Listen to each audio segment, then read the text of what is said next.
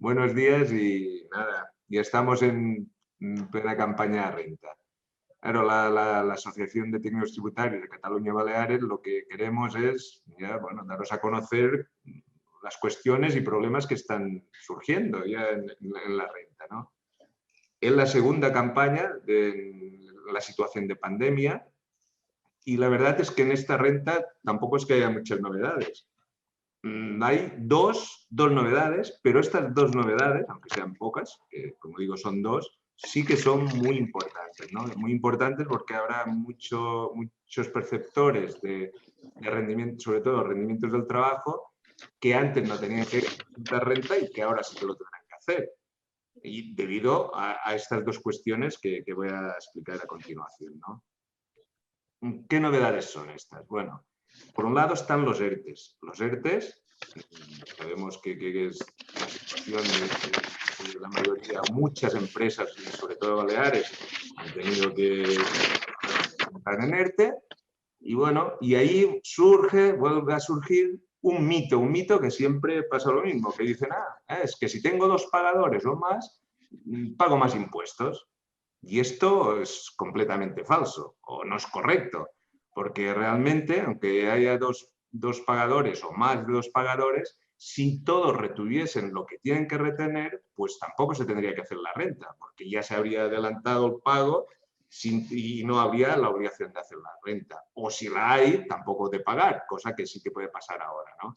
Tanto esto es, digo, un mito porque realmente muchos nos pensamos que es esto, ¿no? Que tenemos, porque tengamos dos pagadores de más, tenemos que hacer renta y no es que tengamos que hacer renta, que pagamos más impuestos. No, posiblemente tengamos que hacer rentas, pero no quiere decir esto que paguemos más impuestos. Quiero aclarar que la renta la tiene que hacer o la tiene que presentar las personas o los contribuyentes, mejor dicho, que ganen más de 14.000 euros. 14.000 euros que si hay dos pagadores o más, que el segundo y posteriores pagadores superen los 1.500 euros. 14.000 y dentro de estos 14.000, si hay dos o más pagadores y superan los 1.500 euros, hay que presentar la renta sí o sí. Es cierto, y todos pensamos que son 22.000. 22.000 euros es si realmente el segundo y posteriores pagadores no superan los 1.500 euros. Ahí está la diferencia de si tienen que presentar o no. Los ERTEs han creado mucha problemática. No solo por lo que estoy comentando, de que tienen que al haber dos pagadores, porque la empresa y la propia ERTE, o la propia, bueno, en este caso la Tesorería General de la Seguridad Social, pues, bueno, al haber dos tienen que presentar rentas y esto ya es un problema. Pero se crea un follón, uno no, se crean dos. Uno, que no se sabe cuando hay muchos casos que se ha pagado de más, que el contribuyente tiene que devolver este dinero, que se ha cobrado prestación de ERTE del 2020 en el 21, bueno, hay un follón. Y además se añade otro follón, que es en la información fiscal, de los datos fiscales que mandan al contribuyente de la agencia tributaria, ¿no?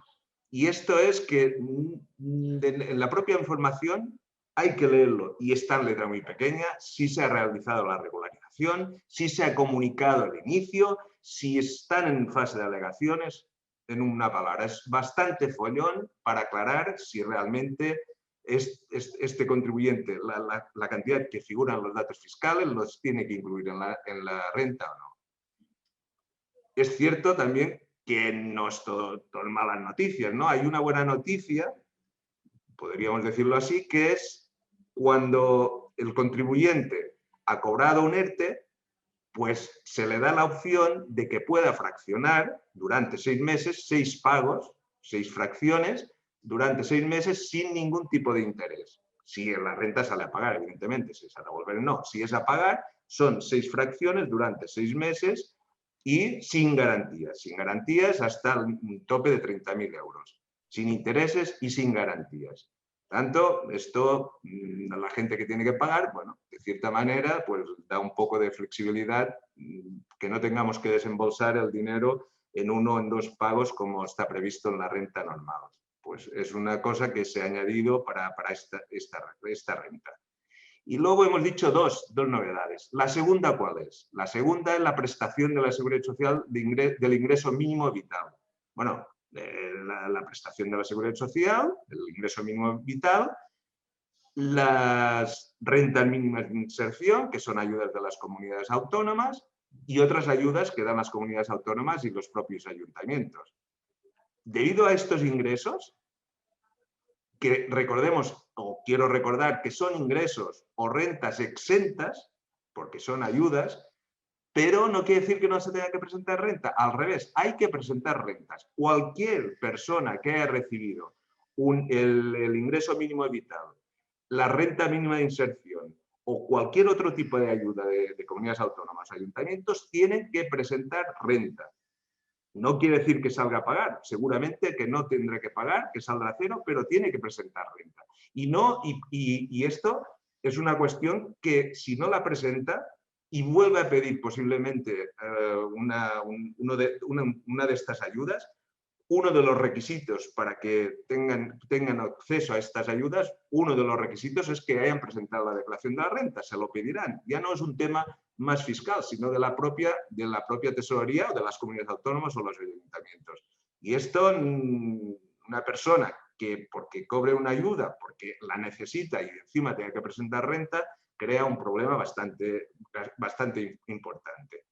Por tanto, esto es cierto que están comentando que se dice que para el 2020 sacarán una norma, para el 2020, perdona, para la declaración de 2021, que se presentará en el 2022, pues estas rentas o estos ingresos que no estarán, que como digo, este año tienen que presentar renta y declararlas en la renta, si pasan el 1,5 del IPREM, 11.000 y pico de euros, si no, no hay que ponerlo, pero hay que declararlo. No, en el 2021 no estarán obligados a presentar, sacarán una norma que se les exima de la presentación de la renta. Como veis, hay dos novedades importantes y que van a crear bastante lío y por eso lo estamos viendo ya en la propia campaña, por eso creo que la rueda de prensa de hoy es importante para analizar la situación que nos encontramos ya en el inicio de campaña.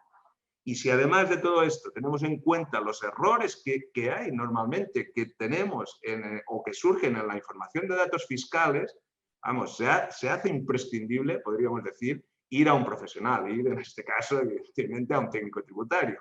Por tanto, estos son las dos novedades, pero como veis son novedades muy importantes que tienen mucha repercusión y que hay que tener en cuenta. Ya no quiero alargarme más en la presentación. Y bueno, ahora aquí me gustaría pasar con que van a detallar más sobre todo estas dos novedades, mis dos compañeros, tanto de Mallorca como Menorca, y quiero pasar la palabra a Víctor Arle, delegado de Mallorca, de la Asociación Profesional de Técnicos Tributarios de Cataluña y Baleares, que nos va a hablar más en detalle del ingreso mínimo vital. Bueno, muchas gracias por vuestra asistencia y nada, cuando quieras, Víctor. Buenos días, saludo a todos los que se han personado en esta conferencia y una de las novedades de la declaración, como lo ha anticipado nuestro compañero, es la consecuencia tributaria de la aprobación de la prestación del ingreso mínimo vital. Tal como se redactó el artículo 33 del Real Decreto 20/2020 que lo aprobó, esta prestación obliga, recalcamos esta palabra, obliga a los perceptores a la presentación de la declaración de la renta. Y no solo a quien la solicita y la cobre, sino también a todos los componentes de la unidad de convivencia. No confundir con unidad familiar. Aquí tenemos otra circunstancia muy importante. Unidad de convivencia. No solamente podría ser la unidad familiar, padre, madre, hijos, sino todos aquellos que en un momento determinado convivan en un domicilio, ya sea, pues, tenemos la casuística, puede ser abuelos, nietos, sobrinos, hermanos, etcétera, etcétera. Por lo tanto, obliga a la presentación de la declaración a cualquier perceptor. Si bien es importante destacar de que es una prestación exenta, no representa pagar cuotas, lógicamente, siempre y cuando que el total de las ayudas no superen como ha dicho el compañero, los 11.279,39 euros, que es el 1,5 del IPREM. Si se han percibido también la renta mínima de inserción, cualquier otra ayuda, la suma de todos ellos ya supere esta cantidad, en ese caso sí hay que pagar impuestos. Ya no están exentos estos importes. Según los últimos datos que ha aportado la Delegación de Gobierno de las Islas Baleares, se han presentado aproximadamente 32.700 solicitudes de ingreso mínimo vital, de los cuales han sido aprobados 2.295. Eso quiere decir que menos de un 10% de las solicitudes han sido aprobadas. Es importante destacar que es la cifra más baja de todo el Estado español de solicitudes aprobadas. Por lo tanto, si pensamos que cada unidad de convivencia puede estar integrada con mínimo entre 2, 3, 4 o más integrantes, estamos hablando de una estimación de que se ha generado en Baleares la obligación de declarar entre 7, 8 o 9.000 nuevos contribuyentes. Y hay que tener en cuenta que dentro de esta cantidad, muchos de ellos seguramente sean menores de edad. Es decir, se da la paradoja que un niño que forme parte de una unidad de convivencia, dado que la cantidad que se perciba de prestación se debe dividir equitativamente en todos los miembros que comparten la unidad, o sea, se divide entre padre, madre, abuelo, hermano, cada uno de ellos está obligado a presentar la declaración de la renta. Desde nuestro punto de vista como técnicos tributarios, y dado que el intercambio de información que actualmente comparten todas las administraciones, entre ellas ya lo vemos que cuando se hace cualquier actuación, la autonómica, la estatal y hasta la municipal, toda esa información se está compartiendo. Creemos que no le hubiese sido nada complicado obtener esa información de quién ha percibido esa ayuda por otros medios propios que tiene la administración, pero a día de hoy la normativa vigente es la que hay y está obligando a presentar declaración. Ya veremos cómo un niño puede presentar una declaración de la renta. Eso ya supongo que la administración tributaria lo tendrá en cuenta. Creemos que la administración tributaria, dada la redacción de la norma y que viene dado por la Seguridad Social, le ha venido, en este caso entendemos que la agencia tributaria le ha venido un problema sobrevenido, dado que quien ha redactado la norma es un ministerio que no es el suyo, que es el de la Seguridad Social. Si bien los profesionales somos conscientes de este acto, en cierta medida, si bien no lo ha creado, tiene que llegar a dar una solución. Porque si analizamos la capacidad real de atención personalizada que tiene la agencia tributaria, podemos fácilmente imaginar de que en Baleares, por ejemplo, será imposible que pueda atender de forma gratuita y presencial a este colectivo. Imaginamos que en el resto de España exactamente igual, porque el plazo de presentación de la declaración comenzó el 7 de abril y finaliza el 30 de junio. Los sistemas de ayuda, tanto Renta Web como el sistema de ayuda telefónica le llamamos, están operativos desde el 6 de mayo hasta el 30 de junio. Ahora bien, el plazo de atención personalizada, que es lo que necesitaría este colectivo, solo estará operativo desde el día 2 de junio al 30 de junio. Si a esto le quitamos los sábados, los domingos y los festivos, realmente, y las posibilidades que por culpa de del COVID están obligados a las medidas de seguridad, tanto para el propio personal de la agencia tributaria como de los contribuyentes, estamos convencidos de que será materialmente imposible que se pueda atender a estos colectivos. Si partimos de la base de que es un colectivo que normalmente no dispone de recursos económicos para poder acudir a un despacho profesional, se está planteando una situación que nosotros vemos sumamente delicada.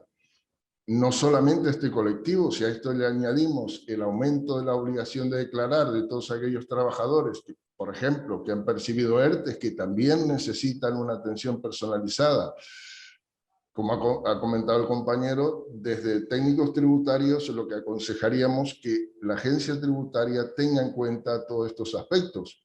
Si bien como norma realmente podemos decir que la administración es contraria a cualquier tipo de ampliación de plazos, pero consideramos que esta vez sí que debería tener en consideración, porque la repercusión que para un número muy importante de ciudadanos puede llegar a tener el no poder presentar la declaración del IRPF, el no poder tener esa ayuda a estos colectivos de forma gratuita por parte de la Hacienda, porque no olvidemos que para cualquier trámite, ya sea una ayuda para escolarizar los hijos, es obligatorio tener presentada la declaración. Por eso, desde técnicos tributarios, sí solicitamos que se tenga en cuenta aprobar una ampliación del plazo de presentación de declaraciones, porque hay un colectivo muy importante de ciudadanos que en este momento no podrán realizar esta situación de presentar su declaración y las consecuencias que para ello pueda tener. El otro tema importante es el que lo comentará mi compañero Juan Cerdá de Menorca, que es el tema del CEPE, del ERTES, etc. Adelante, Juan. Moltes gràcies, Víctor. Bé, bon dia a tothom. Jo seguiré també l'exposició en castellà, com han fet els meus companys, y voy a tratar un tema que es, sin ser una novedad propiamente dicha, como hemos comentado, pero recurrente durante la presente campaña, son los propios afectados por ERTES. Estos contribuyentes llevan siendo advertidos de la posibilidad de estar obligados a presentar declaración desde mucho antes de iniciar la campaña. Eran temas que ya se iban comentando. Provocaban dudas, consultas y demás inquietudes en los contribuyentes que habían percibido estas ayudas. Hay que recordar que este colectivo específico alcanza cerca de 3,5 millones de contribuyentes que el año pasado fueron perceptores de prestaciones del Servicio Público de Empleo Estatal, SEPE, por haber estado inmersos en procedimientos de regulación temporal de empleo, los ERTES que comentamos. Para este colectivo cabe recordar que las prestaciones por ERTE son rendimientos de trabajo sujetos a IRPF y no exentos, lo que genera distintas situaciones. Existe la posibilidad de resultar obligados a presentar declaración al contar con dos pagadores, el empleador y el propio SEPE, y superar las cantidades que el presidente ha comentado antes, 14.000 euros en conjunto y 1.500 por el segundo pagador, siendo este el SEPE, y o, porque caben en dos casos, haber percibido abonos del SEPE no procedentes, que sería haber cobrado una percepción distinta a la que le correspondería. La agencia tributaria está realizando un envío de cartas informativas a aquellos perceptores de ERTES que no presentaron declaración en la campaña de renta anterior, con la finalidad de minimizar estos descuidos por su nueva situación. Pero en el primer caso sería efecto del segundo pagador en la declaración de renta, que sería el caso de empleador y SEPE, como había comentado. Con carácter general y recordando lo que hemos dicho anteriormente, los contribuyentes que tienen que presentar declaración por IRPF cuando sus rendimientos del trabajo superen los 22.000 euros. Ahora bien, cuando cuentan con dos o más pagadores, esta reducción a 14.000 euros, si el importe recibido por el segundo y restante pagadores supera los 1.500. El SEPE no tiene obligación de retener cuando las cuantías que han abonado durante el año no superan los 14.000. Y aquí es donde nace un poco la problemática que comentábamos.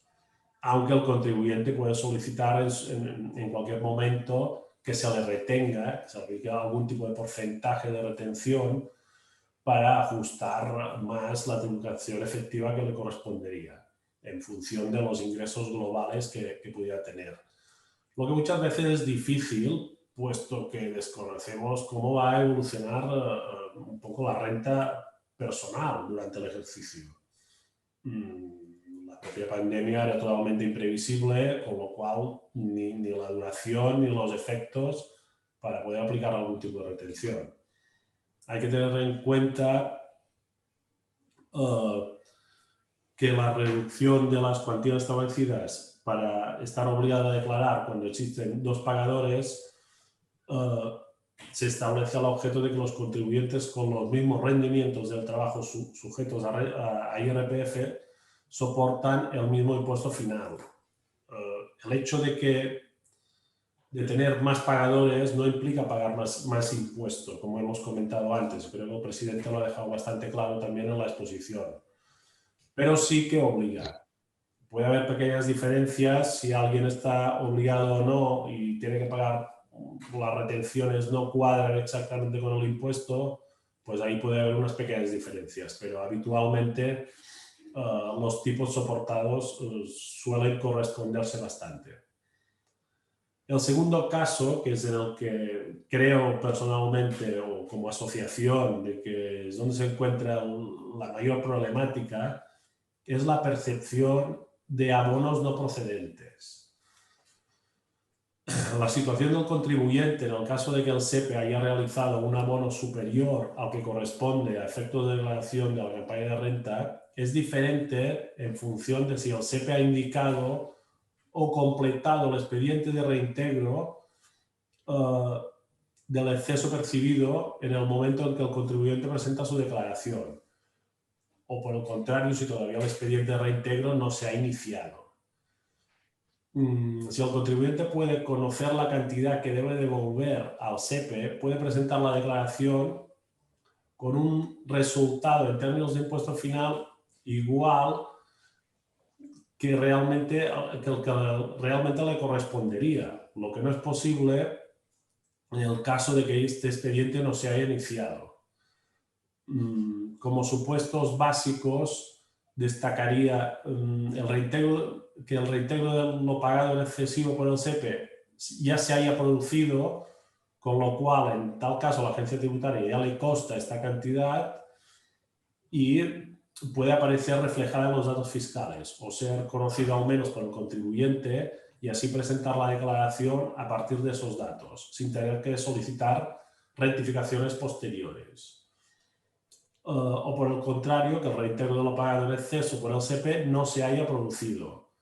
En este caso, nacerían dos nuevas alternativas. Aquí todo va evolucionando en función de la información que se tiene en cada momento. Que el SEPE sí haya iniciado este procedimiento, pero no se haya devuelto, con lo cual el SEPE comunica a la agencia tributaria y en los datos fiscales de la agencia también se informan al contribuyente de los dos importes, el inicialmente abonado por el SEPE y el de la devolución ya practicada o pendiente de realizar por el contribuyente. Si el contribuyente está de acuerdo con estas cuantías a reintegrar, podrá trasladar esa información a la renta y presentar también su declaración sin otras rectificaciones posteriores.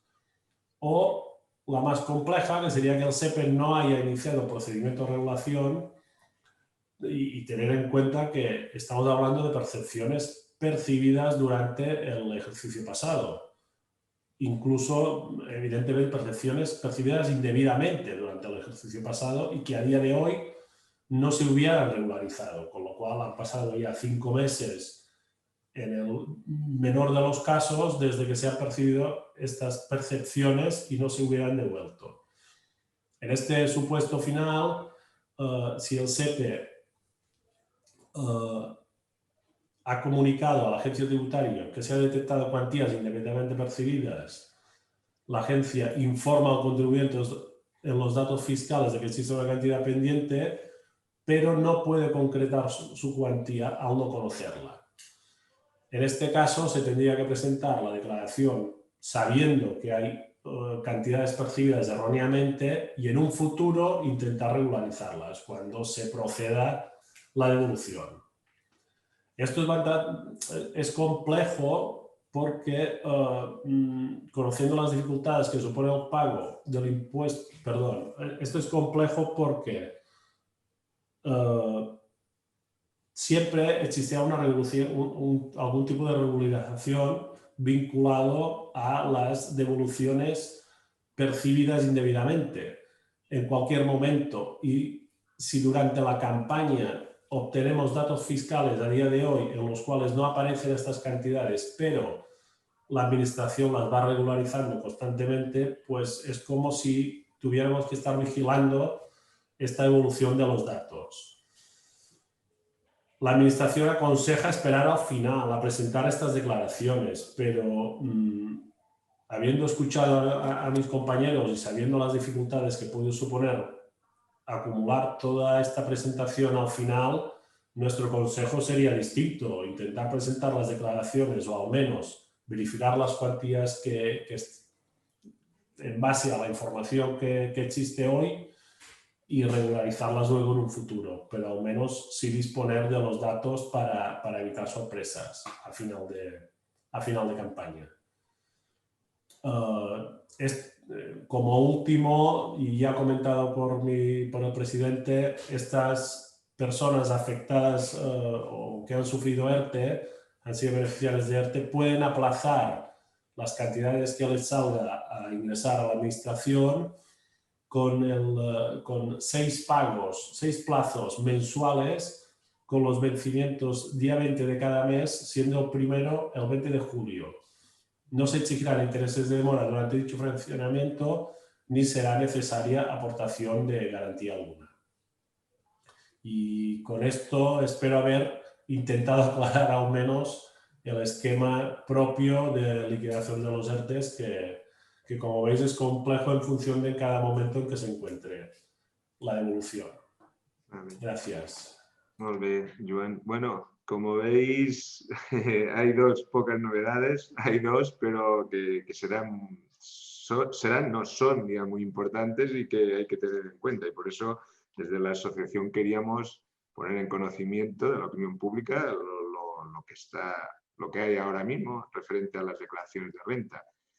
Bueno, ya de todo lo que hemos hablado, si ahora hay alguno de vosotros que queréis comentar, preguntar alguna cuestión y que podamos aclarar nosotros, pues encantados de poderlas contestar.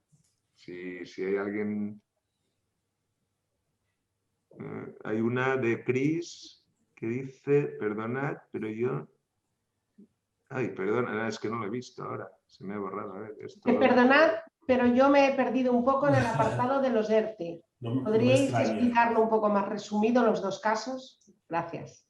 Vale, bueno, no sé, Joan, si como lo has hablado tú de los casos, si quieres contestarle tú. Yo, sí, intentaré, porque como yo tenía un gráfico aquí preparado, lo que no sé si podré compartir pantalla o no.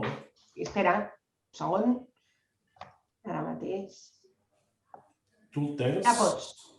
Puc? Sí, ja pots. Mira, a veure si me deixa... No sé si el veis ara, crec que sí. Sí. Mira, más o menos el esquema sería este, ¿no? Si has cobrado un ERTE, sería la primera pregunta. En caso de que no, puedes presentar la declaración tranquilamente. Si lo has cobrado, luego pasaríamos a revisar si hay un cobro indebido o no. ¿Vale? Si no hay cobro indebido, pues también se presenta la renta con normalidad como siempre. Si lo has percibido, volvemos a hacernos otra pregunta. ¿Has devuelto este cobro indebido ya al SEPE?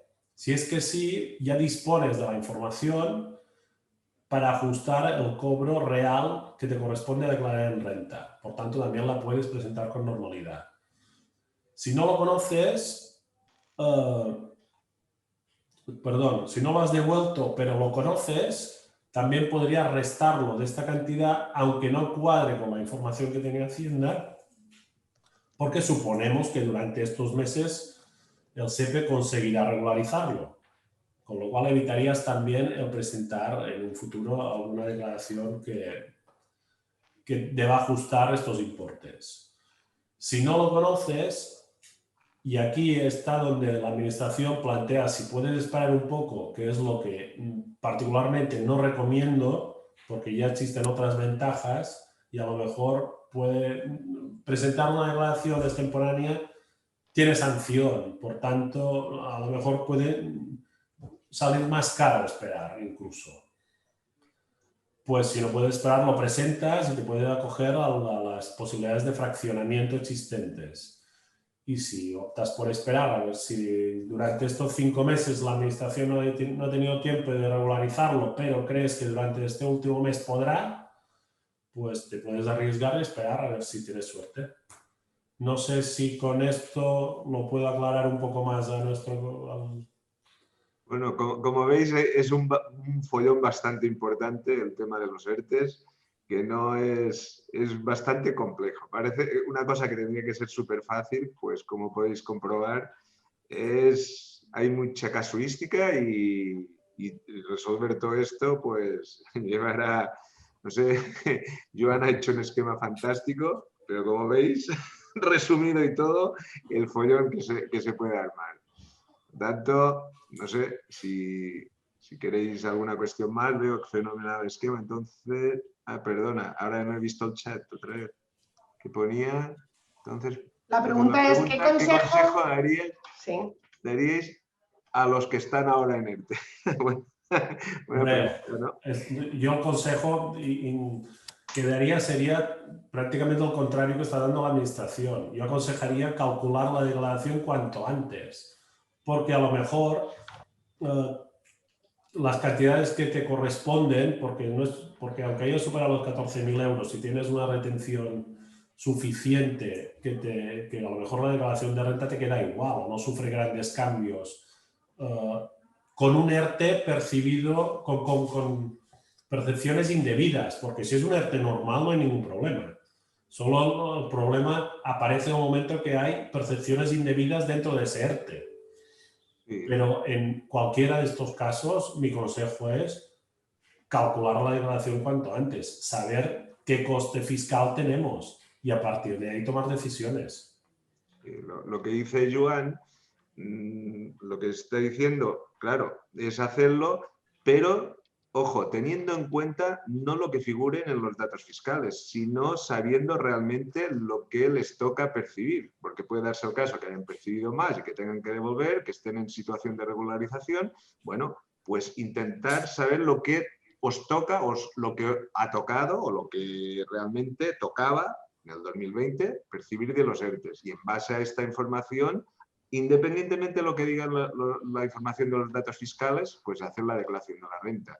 Porque esto se va a ir regularizando, cada mes se va a ir regularizando y puede darse el caso, lo que está comentando Joan, de que ya la hayas presentado, no con unos datos, con los datos que figuran en la agencia tributaria, sino los datos que sabes que son reales, y en la regularización ya saldría esto, ya tendría la declaración presentada y sin ningún tipo de problema.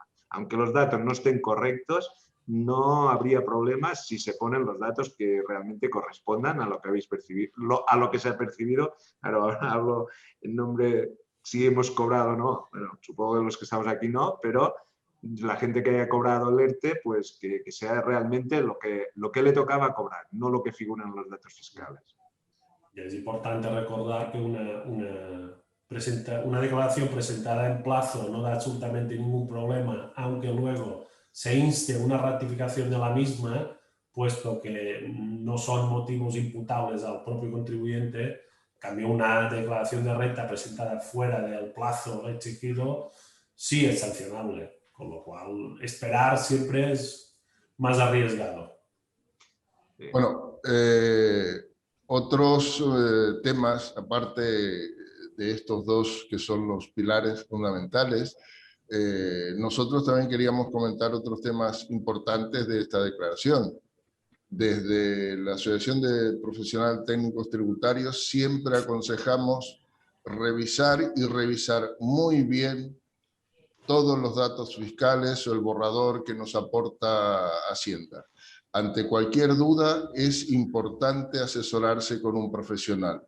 No olvidemos que el responsable de la firma siempre somos nosotros, los contribuyentes, así que si hay algún error en la declaración, la no inclusión de algún ingreso, la deducción de un gasto que no es correcto, el requerimiento para subsanarlo y la sanción que comporta, siempre nos llegará a nosotros, siempre seremos los responsables, es el contribuyente. Porque hay que tener en cuenta que hay muchos datos que no vienen en los borradores o en los datos fiscales. Por ejemplo, en los rendimientos del trabajo, por ejemplo, la cuota sindical que se paga a un sindicato no viene en un borrador fiscal y es un gasto deducible, es un gasto que hace pagar menos impuestos. Los gastos de defensa jurídica, si se ha realizado alguna reclamación a la empresa donde se trabaja, también es un gasto deducible. Las cuotas de los colegios profesionales que para el desarrollo de tu trabajo tengas que pagar también es un gasto deducible, y todos estos gastos hacen que al final la cuota a pagar, que es lo importante, sea menor.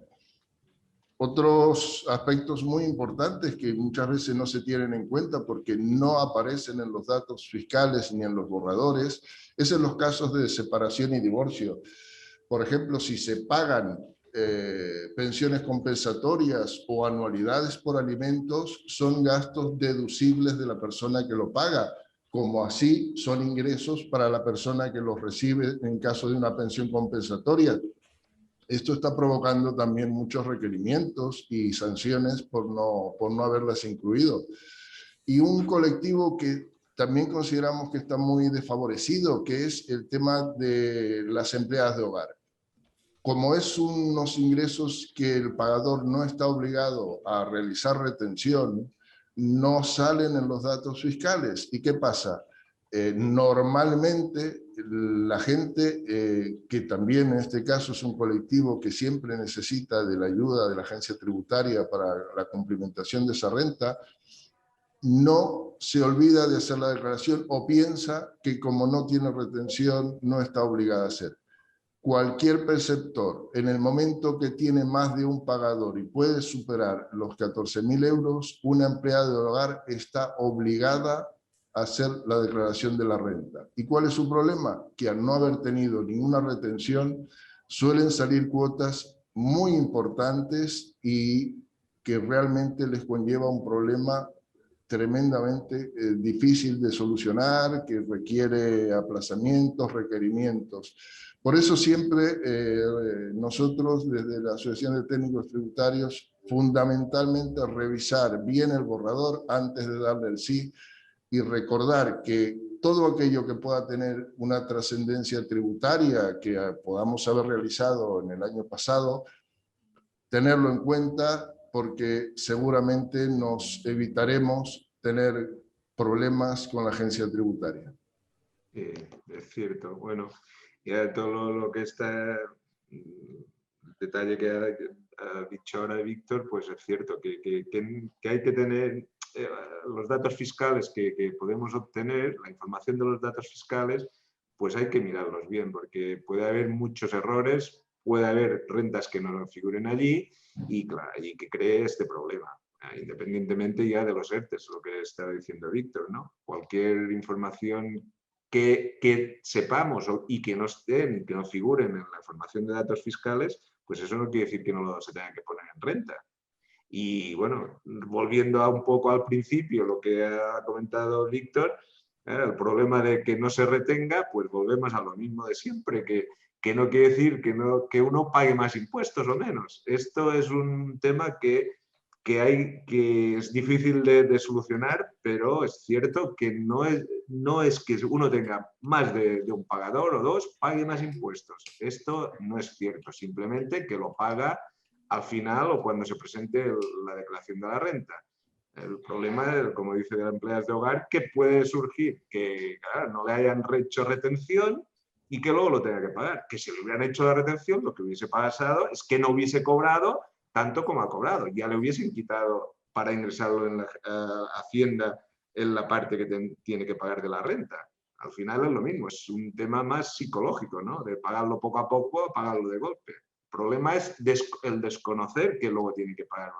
Y esto es lo importante que creo que hay que matizar mucho, que la gente sepa muy bien quién tiene que presentar y cómo la tiene que presentar y en función de que tenga que pagar más o tenga que pagar menos, porque esto es muy importante. Es muy difícil que se entienda, porque ya sabemos lo que cobramos es lo que tenemos ahí, claro, pero no es lo mismo cobrar 100 que cobrar 120 y que luego nos queden 100, que ya cobremos los 100 directamente. Por lo tanto, esto es un tema que, como he dicho, es un mito, porque es así, no es que se paguen más impuestos, son los que tocan y bueno, y es lo que hay ahora.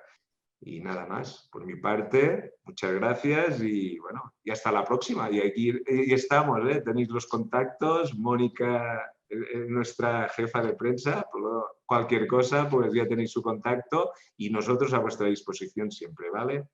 Muchas gracias.